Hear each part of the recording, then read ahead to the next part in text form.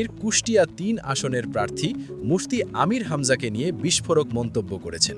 তিনি বলেন, আমির হামজা একটি স্বাভাবিক। আসসালামু আলাইকুম, স্বাগতম আমাদের নিউজ বুলেটিনে।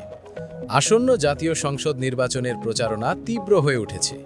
রাজনৈতিক দলগুলোর মধ্যে অপপ্রচার ও মিথ্যাচারের অভিযোগ উঠছে। আজ আমরা দেখব বিএনপির অঙ্গ সংগঠন যুবদলের কেন্দ্রীয় সভাপতি আব্দুল মোনায়েম মুন্নার সাম্প্রতিক সংবাদ সম্মেলন থেকে উঠে আসা গুরুত্বপূর্ণ অভিযোগ। সংবাদ সম্মেলনে যুবদল সভাপতি আব্দুল মোনায়েম মুন্না অভিযোগ করেছেন, নির্বাচনকে সামনে রেখে বিএনপি ও যুবদলের ক্রমবর্ধমান জনপ্রিয়তা ও গণজোয়ার দেখে একটি বিশেষ মহল সামাজিক যোগাযোগ মাধ্যম ও অনলাইন পোর্টাল ব্যবহার করে সুপরিকল্পিত অপপ্রচার চালাচ্ছে। তিনি বলেন, জনগণের রায় কোনো কাগজে কলমে লেখা স্ক্রিপ্ট নয়, এটি মানুষের হৃদয়ের ভাষা, যা আজ স্পষ্টভাবে বিএনপির পক্ষে। এই অগ্রযাত্রা রুখতে ব্যর্থ হয়ে কুৎসা ও গুজবের আশ্রয় নেওয়া হচ্ছে। মোনায়েম মুন্না বিশেষ করে জামায়াতে ইসলামীর কুষ্টিয়া ৩ আসনের প্রার্থী মুফতি আমির হামজাকে নিয়ে বিস্ফোরক মন্তব্য করেছেন। তিনি বলেন, আমির হামজা একটি স্বাভাবিক পরিস্থিতিকে কেন্দ্র করে প্রকাশ্যে মিথ্যাচার করেছেন।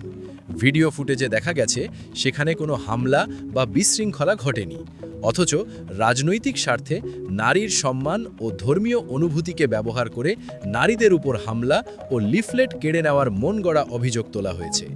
তিনি আরও কয়েকটি ঘটনার উদাহরণ দেন।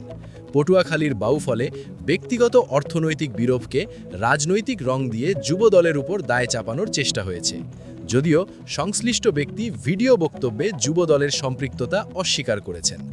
রাজবাড়ী গোয়ালন্দের করিম ফিলিং স্টেশনে শ্রমিক নিহতের ঘটনায় অভিযুক্তকে যুবদল নেতা হিসাবে প্রচার করা হয়েছে, কিন্তু নথিপত্র অনুসারে ওই ব্যক্তি ২০১৯ সালে যুবদল থেকে পদত্যাগ করে আওয়ামী রাজনীতিতে যুক্ত হয়েছেন।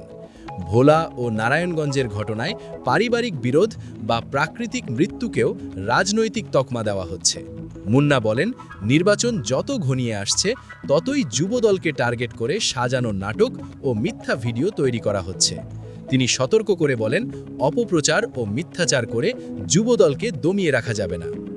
এই অভিযোগগুলো নির্বাচনী পরিবেশকে আরও উত্তপ্ত করে তুলেছে। নির্বাচন কমিশন ও সংশ্লিষ্ট কর্তৃপক্ষের ভূমিকা এখন গুরুত্বপূর্ণ। আরও খবরের জন্য আমাদের সঙ্গে থাকুন। ধন্যবাদ।